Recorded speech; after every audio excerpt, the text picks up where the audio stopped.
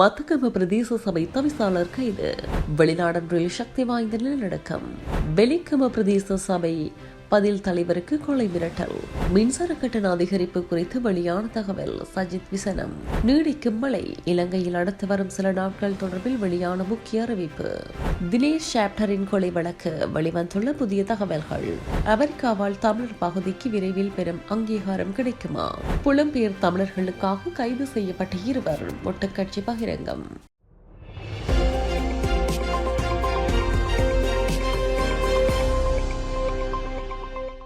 பிரதான அனுசரணை வழங்குவோர் நண்டீஸ் ரெஸ்டாரண்ட் அண்ட் கேட்டரிங் சர்வீசஸ். மத்தகம பிரதேச சபையின் தவிசாளர் ஹசுன் முனசிங்க மத்தகம காவல்துறையினரால் கைது செய்யப்பட்டுள்ளார். சம்பந்தப்பட்ட பிரதேச சபையின் செயலாளரின் கடமைகளுக்கு இடையூறு விளைவித்த குற்றச்சாட்டில் அவர் கைது செய்யப்பட்டுள்ளார். செயலாளர் நீல நிஷாந்தி இதுமல் கூட நேற்றைய தினம் காலை கடமைக்கு வந்தபோது தவிசாளர் தனது கடமைகளுக்கு இடையூறு விளைவிக்கும் வகையில் நடந்து கொண்டதாகவும் கூறி மத்துக்கம காவல் நிலையத்தில் முறைப்பாடு அளித்துள்ளார். அதன்படி தவிசாளர் ஹசுன் முனசிங்க நேற்றைய தினம் மதியம் வாக்குமூலம் பதிவு செய்ய காவல்துறைக்கு அழைக்கப்பட்டிருந்த நிலையில் கைதாகியுள்ளார். கைது செய்யப்பட்ட சந்தேக நபர் மத்துக்கம நீதிமன்றத்தில் முற்படுத்தப்பட உள்ளதாக காவல்துறையினர் தெரிவித்தனர். குரேரோவில் சக்தி வாய்ந்த நிலநடுக்கம் ஏற்பட்டுள்ளதாக வெளிநாட்டு ஊடகங்கள் செய்தி வெளியிட்டுள்ளன. இந்த நிலநடுக்கமானது 6.5 ரிக்டர் அளவில் ஏற்பட்டுள்ளதாக தெரிவிக்கப்படுகிறது. குரேரோ மாநிலத்தின் ஜான் மார்க்கேஸ் நகருக்கருகில் பிரபலமான சுற்றுலா தலமான அகாபுல்கோவிற்கு அருகில் குறித்த நிலநடுக்கமானது ஏற்பட்டுள்ளது. பலமான நிலநடுக்கம் இருந்த போதிலும் இதுவரை எந்த உயிரிழப்புகளோ அல்லது கடுமையான காயங்களோ பதிவாகவில்லை என்றும் தெரிவிக்கப்படுகிறது. மேலும் நிலநடுக்கத்தின் விவர நிலைமையை மதிப்பிடுவதற்காக கண்காணிப்பு நடவடிக்கைகள் தொடர்ந்து நடைபெற்று வருவதாக அதிகாரிகள் தெரிவித்தனர்.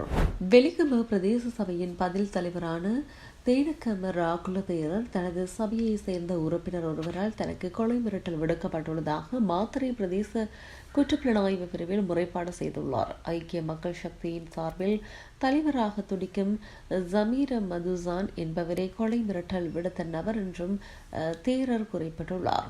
30/12/2025 அன்று இரவு 9 மணி முதல் 11 மணி வரை தெனக்கம ராகுல தேரருக்கு இருமுறை 2 கையடக்க தொலைபேசியில் இருந்து அழைப்பு வந்துள்ளன. அதில் எங்களுடன் இருந்தாலும் நீங்கள் மாறிவிட்டீர்கள், நாங்கள் உங்களை இப்படி இருக்க விடமாட்டோம், கொன்று விடுவோம் என 2 முறை மிரட்டியுள்ளனர். ஐக்கிய மக்கள் சக்தியின் உறுப்பினர் ஜமீர மதுசானின் அறிவுறுத்தலின் பேரிலேயே இந்த மிரட்டல் விடுக்கப்பட்டுள்ளதாக சந்தேகிப்பதாக முறைப்பாட்டில் குறிப்பிட்டுள்ளார். வித்வா சூறாவளியினால் லட்சக்கணக்கான மக்கள் நிற்கதியாகியுள்ள நிலையில் அரசாங்கம் மின்சார கட்டணத்தை 11.57 வீதத்தினால் அதிகரிக்க தயாராகி வருவதாக எதிர்க்கட்சித் தலைவர் சையத் பிரேமதாஸ் தெரிவித்தார். சுபீட்சமான தேசத்தையும் சிறந்த வாழ்க்கையையும் கட்டியெழுப்புவதாக கூறி ஆட்சிக்கு வந்த இந்த அரசாங்கம் இன்று மக்களை ஏழ்மைக்கும் சொல்லனா துயரத்திற்கும் தள்ளிக் கொண்டிருப்பதாக அவர் குற்றம் சாட்டியுள்ளார். இது தொடர்பில் அவர் மேலும் தெரிவிக்கையில், எதிர்க்கட்சியில் இருந்தபோது மேடைகள் தோறும் மின்சார கட்டணத்தை 33 வீதத்தினால் குறைப்போம் என வாக்குறுதி அளித்தனர். 9,000 ரூபாய் மின்சார பட்டியலை 6,000 ரூபாவாகவும் 3,000 ரூபாய் பட்டியலை 2,000 ரூபாவாகவும் குறைப்போம் என உறுதி அளித்துவிட்டு இன்று மக்கள் வழங்கிய ஆணையை மறந்து மின்சார கட்டணத்தை 11.57 வீதத்தினால் உயர்த்த திட்டமிட்டுள்ளனர்.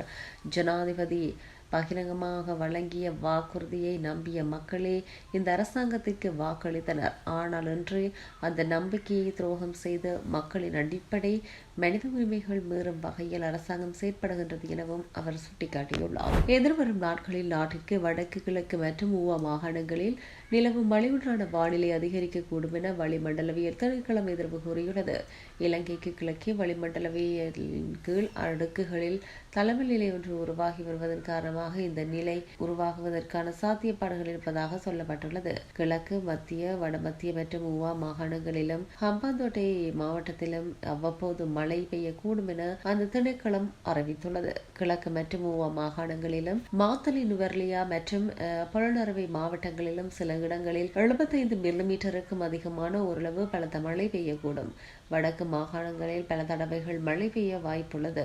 நாட்டின் ஏனைய பகுதிகளில் பிற்பகல் 2 மணிக்கு பின்னர் மழையோ அல்லது இடியுடன் கூடிய மழையோ ஆங்காங்கே பெய்யக்கூடிய சாத்தியம் இருப்பதாகவும் அந்த திணைக்களம் தெரிவித்துள்ளது. தமிழ் வர்த்தகர் தினேஷ் சாப்டரின் மரணம் இன்று வரை சர்ச்சைகள் மற்றும் மர்மங்கள் தொடர்ந்த நிலையில் குற்றப்புலனாய்வு திணைக்களத்தின் சிரேஷ்ட பிரதி போலீஸ் மா அதிபர் அசங்க கரவெட்ட தலைமையில் மீண்டும் விசாரணைகளை ஆரம்பிக்கப்பட்டுள்ளதாக தெரிய வந்துள்ளது. இந்த விசாரணைகளை ஆரம்பிக்கும் போதே இம்முடிவுக்கு சில காரணங்கள் தென்பட்டுள்ளதாக தெரிய வந்துள்ளது. கடந்த அரசாங்கங்களில் நடைபெற்ற விசாரணைகளின் போது விசாரணை குழுவுக்கு ஏதோ ஒரு வகையில் அழுத்தங்கள் கொடுக்கப்பட்டதால் விசாரணைகள் தாமதமாக்கப்பட்டுள்ளதாக தெரிவிக்கப்பட்டுள்ளது. ஆனால் அழுத்தங்கள் யாராலும் பிரயோகிக்கப்பட்டுள்ளன என்பது தெரிய வரவில்லை. அத்தோடு சில முக்கியமான தேவையான சிசிடிவி காணொளிகள் விசாரணைகள் குழுவால் எடுத்துக் கொள்ளப்படவில்லை. மேலும் அந்த விசாரணைகளில் ஈடுபட்ட போலீஸ் அதிகாரிகள் விட்ட தவறுகள் தொடர்பில் ஒழுக்காற்று நடவடிக்கைகள் எடுக்கப்படவுள்ளது. இன்று விசாரணைகள் ஆரம்பித்துள்ள குழுவுக்கு பழி வழிகளில் தகவல்கள் தெரிய வந்துள்ளன.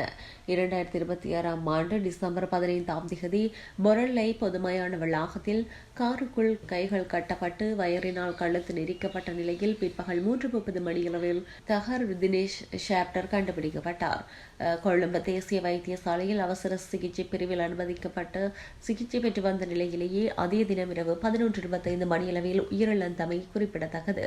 தமிழர் தேசத்தினுடைய விடுதலைக்கான சாத்தியங்கள் 100% உண்டு என அரசியல் ஆய்வாளர்கள் திவாகரன் தெரிவித்துள்ளார். இந்நிலையில் ஈழத்தமிழர்களுடைய போராட்டத்தின் அரசியலில் தமிழீழம் என்ற போர் 2009 முடிவடைந்துவிட்டது. ஆனால் தமிழீழத்திற்கான தேவை தற்போதும் உள்ளது. தமிழ் மக்கள் தங்களுடைய கருத்து மண்டலத்தில் மாற்றங்களை மேற்கொள்ள வேண்டும். யார் உண்மையை எதிரி என்று கண்டறிய வேண்டும் எனவும் தெரிவித்துள்ளார். புலம்பெயர் தமிழர்கள் மற்றும் தமிழீழ விடுதலை புலிகளுக்கு சார்பானவர்களின் வேண்டுகோளை நிறைவேற்றுவதற்காகவே முன்னாள் அமைச்சர் டக்ளஸ் தேவானந்தா மற்றும் சிவனேஸ்வரி சந்திரகாந்தன் அல்லது பிள்ளையான் சிறையில் அடைக்கப்பட்டுள்ளனர் என மொட்டு கட்சியின் செயலாளர் ஷாகர் காரியவசம் தெரிவித்துள்ளார். புதிய வருட ஆரம்பத்தை முன்னிட்டு நடாத்தப்பட்ட செய்தியாளர் மாநாட்டில் உரையாற்றும் போது இந்த விடயம் தெரிவிக்கப்பட்டுள்ளது. இது தொடர்பில் அவர் மேலும் கருத்து தெரிவிக்கையில், இந்த நாட்டில் இருந்து 30 வருட யுத்தத்தை நிறைவு செய்வதற்கு தலைமை தாங்கிய மற்றும் அதற்கு ஒத்துழைத்த முப்படையினர் மாற்றப்பட்டுள்ளனர். யுத்தத்திற்கு உதவி செய்த அதுவும் தமிழீழ விடுதலை புலிகளின் அச்சுறுத்தலுக்கு அடிபணியாத தமிழ் தரப்பில் டாக்டர் பிள்ளையான் பக்கம் நின்றனர். இவர்கள் தமிழீழ விடுதலை புலிகளுக்கு எதிராக செயற்பட்டதால் இன்று தண்டிக்கப்படுகின்றனர். இதனால் நாங்கள் இன்று நன்றி மறந்த நன்றி அறிதல் அற்ற இனமாக மாறிவிட்டோம் என்ற கேள்வியை கேட்க வேண்டியுள்ளது. இந்த நாட்டில் பயங்கரவாத போரை முடிவுக்கு கொண்டு வர செயற்பட்ட முன்னாள் ஜனாதிபதி மஹிந்த ராஜபக்ஷவுடன் இணைந்து அதற்கு பக்கபலமாக செயற்பட்டவர்கள் எனவும் குறிப்பிட்டுள்ளார். மத்தகம பிரதேச சபை தவிசாளர் கைது. வெளிநாடொன்றில் சக்தி வாய்ந்த நிலநடுக்கம். வெலிக்கம பிரதேச சபை பதில் தலைவருக்கு கொலை மிரட்டல். மின்சார கட்டண அதிகரிப்பு குறித்து வெளியான தகவல். சஜித் விசனம். நீடிக்கும் மழை. இலங்கையில் அடுத்து வரும் சில நாட்கள் தொடர்பில் வெளியான முக்கிய அறிவிப்பு. தினேஷ் ஷாப்டரின் கொலை வழக்கு வெளிவந்துள்ள புதிய தகவல்கள். அமெரிக்காவால் தமிழர் பகுதிக்கு விரைவில் பெரும் அங்கீகாரம் கிடைக்குமா? புலம்பெயர் தமிழர்களுக்காக கைது செய்யப்பட்ட 2 மொட்டுக்கட்சி பகிரங்கம்.